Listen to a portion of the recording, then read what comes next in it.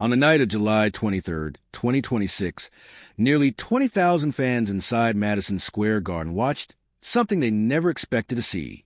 Jon Bon Jovi, the man who built a 40-year career on never quitting, walked to the edge of the stage, placed his hand on his chest, and told a sold-out arena that he could not go on. His bandmates rushed to embrace him. The crowd fell silent. And the reason behind it all was far more devastating than a sinus infection. The night the music stopped. If you were inside Madison Square Garden on the night of July 23rd, you already know that something felt wrong from the very first song. Fans who had attended the previous 7 shows in this residency could feel it immediately. That familiar power in Jon's voice was missing, and what replaced it was a thin, strained sound that got worse with every passing minute. This was not a man having an off night. This was a man whose body was failing him in real time, in front of 20,000 people who had paid hundreds of dollars to witness his comeback. The band powered through 14 songs. On a normal night during this residency, they would play between 20 and 23. By the time they reached Bed of Roses, Jon could barely finish the vocals, and he stepped back from the microphone and let the entire arena sing the closing section for him. Most people in that crowd had no idea they were watching the moment a carefully constructed comeback started to unravel. Before performing what would become the final song of the night, Jon addressed the audience with a level of honesty that most performers would never show on stage. He told them he knew he was letting them down and that it was not like him to do that.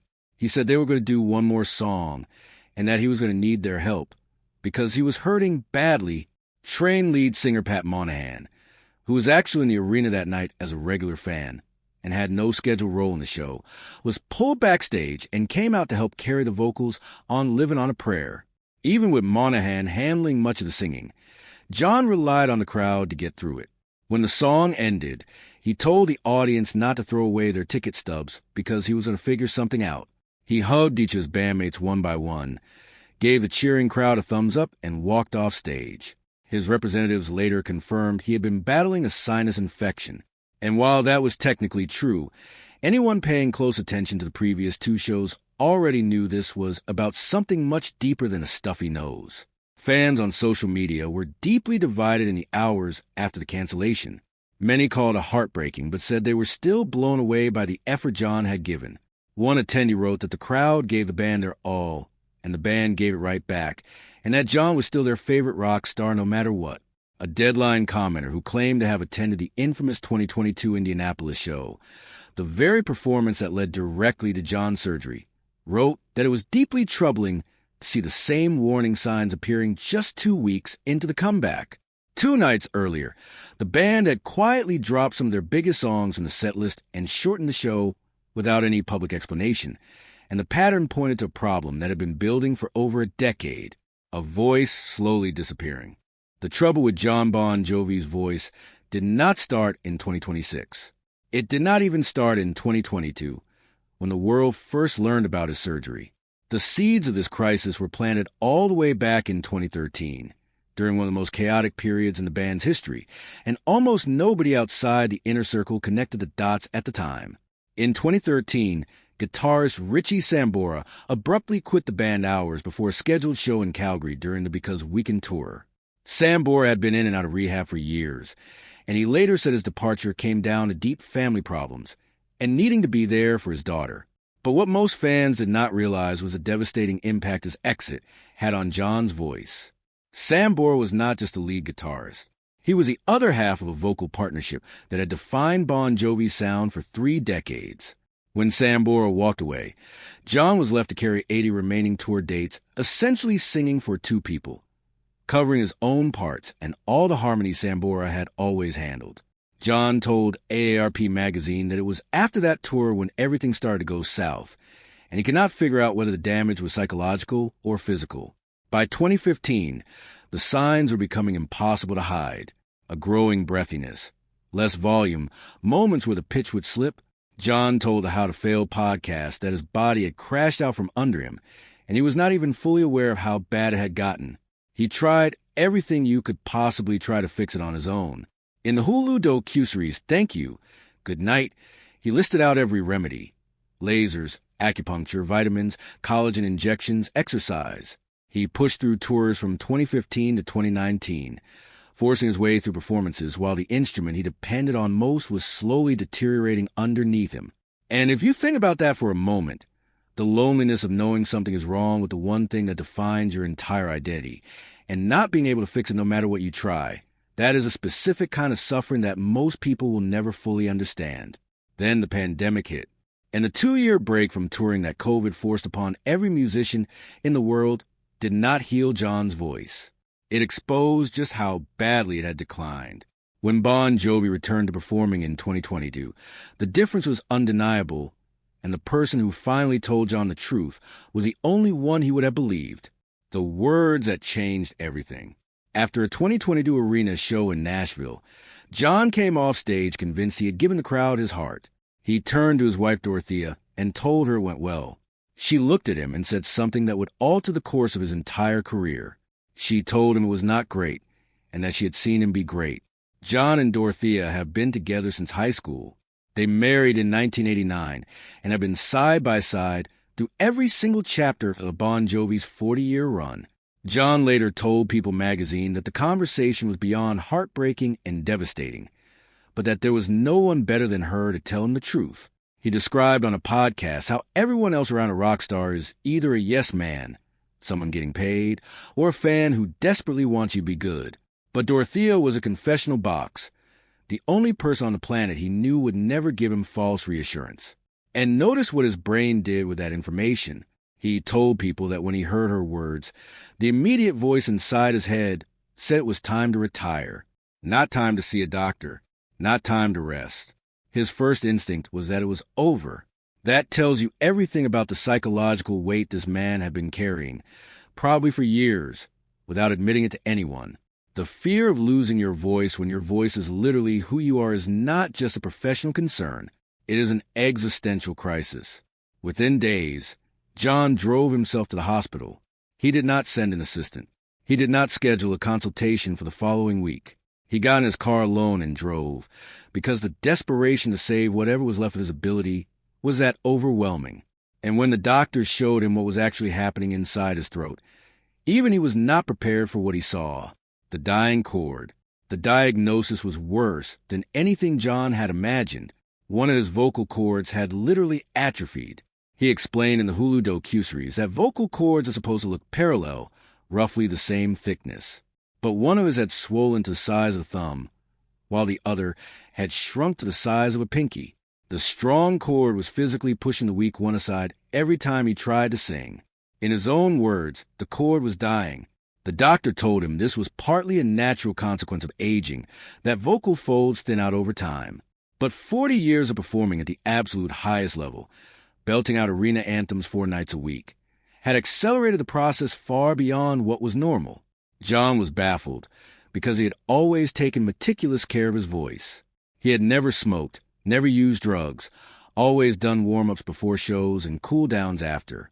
He told The Independent that he had sung with Pavarotti, that he was a trained vocalist who had practiced the craft for 4 decades. He was not some amateur who had wrecked his voice through carelessness. And yet, the instrument was failing anyway. The surgeon performed a procedure called metallization, placing 2 pieces of Gore-Tex on the outside of the vocal cords but inside the neck. Jon described it in the docuseries as a facelift for the vocal cords. The cutting-edge implant was designed to push the weakened cord back into position, so that both sides would fire symmetrically again. The surgery itself was a success, but it was only the beginning of what would become a 3-year battle to relearn how to use his own voice. 19 months after the procedure, Jon still could not commit to a tour. The band had a new album ready to release, but the question of whether the frontman would ever stand on a stage again remained unanswered. Jon admitted in the Hulu docuseries that he had many moments of genuine doubt during that period, but he kept finding what he described as a little ray of hope to push himself forward, only to get punched in the nose. The brotherhood that held the line. Not one member of Bon Jovi walked away. Nobody started looking for other projects. Nobody floated the idea of retirement. Tico Torres stayed behind the drums. David Bryan stayed behind the keyboards. Phil X. Hugh McDonald, John Shanks, and Everett Bradley all showed up for rehearsals, as if a tour was already on the calendar. even when there was no date in sight and no guarantee one would ever come. Jon told People magazine in June 2026 that the sacrifices each of them had made were on a completely different level. They told him they were with him, and every day of every rehearsal they were there. He said his love for them had only deepened. And if you have ever gone through something terrifying in your own life, you know exactly how much it matters when the people around you refuse to leave, even when the outcome is uncertain. That kind of loyalty does not just sustain a career. It sustains a person inside the career. Even Richie Sambora, who had not performed with the band since his 2013 departure, publicly said he would come back if Jon recovered. Sambora told the Allison Hagendorf show that if Jon got his voice back, he would go play, that he had songs ready and the world needed it. 13 years after walking away, the man who had arguably caused the chain reaction that led to Jon's vocal decline was now saying the door was open for return. That tells you everything about the magnitude of what was at stake. In October 2025, Jon appeared on the Today Show and announced a forever tour. Madison Square Garden, 9 sold-out nights. The comeback was officially on. 16 days of proof, and then the crash. On July 7th, 2026, the house lights dropped inside a sold-out Madison Square Garden. There was no opening act.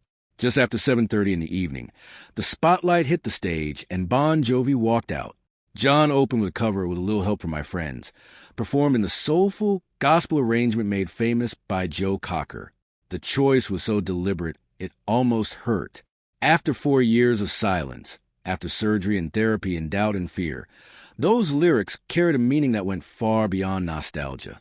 Jon told the crowd he had not heard a live audience in 4 years and thanked them for waiting it out. The reviews from opening night were encouraging but honest. His voice was noticeably different from the Bon Jovi of the 1980s. He was more stationary on stage, gripping the mic stand or strumming a guitar, rather than sprinting across the arena floor. But the 21-song setlist proved he could handle the physical demands of a full concert. The comeback was real. Over the next 7 shows, the band settled into a groove, and fans from around the world flew in for the residency, with at least 5 different languages heard in the MSG Concourse on any given night. But 9 shows in under 3 weeks is a punishing schedule, even for a singer whose voice has never been compromised.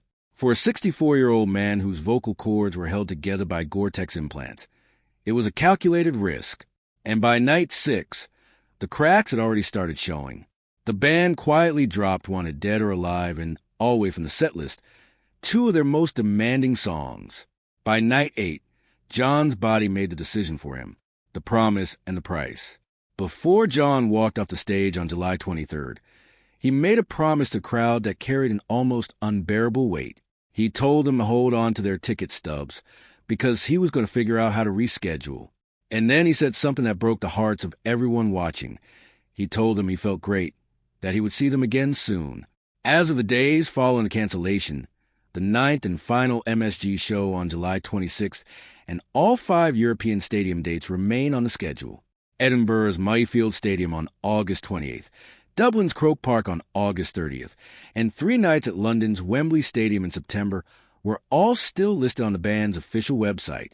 The financial and emotional stakes for pulling any of those shows would be enormous, not just for the band, but for the tens of thousands of fans who had already booked flights and hotels from across the globe. But Jon drew a line in 2024. He said he would never be the artist who pushes through diminished performances out of ego or obligation. He said he did not need to be the Fat Elvis. The man who drove himself to the hospital alone in 2022 because he was so desperate to save his voice now faced the very same calculation. He thought the surgery had settled forever. The sinus infection was the immediate cause of what happened on July 23rd. But the real story is about a man who has spent 4 decades refusing to give his audience anything less than everything, and a rebuilt body that may no longer be able to deliver on that promise. Jon Bon Jovi built his legacy on resilience. He was the kid from Sayreville, New Jersey, who opened for ZZ Top at Madison Square Garden in 1983 and went on to sell more than 130 million records worldwide. He has survived lineup changes, the loss of original bassist Alec John Such, who passed away in June 2022, a decade of silent vocal decline, career-threatening surgery, and a 3-year rehabilitation that pushed him to the edge of retirement. He once told the Sunday Times that 60 is different from 50, and that his biggest fear was forgetting how to sing entirely, that he would be crushed if he could never do it again. Whether the Forever Tour lives up to its name or becomes a last chapter in one of rock's most extraordinary careers depends entirely on what Jon Bon Jovi's voice can endure in the weeks ahead. And the only person who truly knows the answer is the same man who stood at the edge of that Madison Square Garden stage, hand on his chest, and chose honesty over performance one more time. Let us know in the comments what you think Jon should do next, and whether you believe the comeback can survive the setback. Share this with anyone who has been following this incredible story, because this conversation is far from over,